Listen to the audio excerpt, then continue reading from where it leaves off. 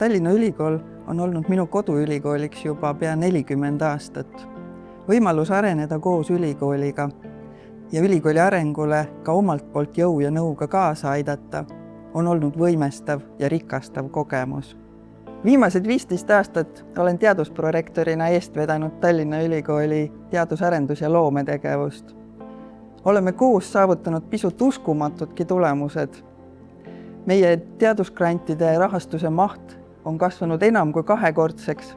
Saame rõõmustada mitmete riiklike teaduspreemiate ja mõjukate rahvusvaheliste teadusprojektide üle. Olen rektoriks kandideerimise põhjalikult läbi mõelnud. Tean ja tunnen nii ülikooli tugevusi kui ka meie väljakutseid, millega jätkuvalt silmitsi seisame. Tahan rektorina seista selle eest, et meie töö- ja õpikeskkond toetaks motivatsiooni anda endast parim ning olla uuendusmeelne ja pühendunud just oma rollis. Olgu see siis töötaja või õppijana.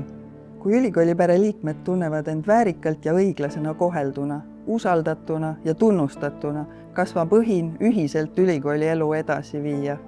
Nii saame veelgi ambitsioonikamalt oma tulevikusihte seada ja seista kindlalt targa eluviisiga Eesti eest. Luban rektorina ka ise olla pühendunud ja anda endast kõik, et Tallinna Ülikool oleks põhjendatult parim valik ning annaks meie vilistlastele kaasa julguse kinni haarata väljakutsetest, mis maailma kas või pisutki muudavad. Ja muidugi uskused need väljakutsed leidlikult eduks pöörata.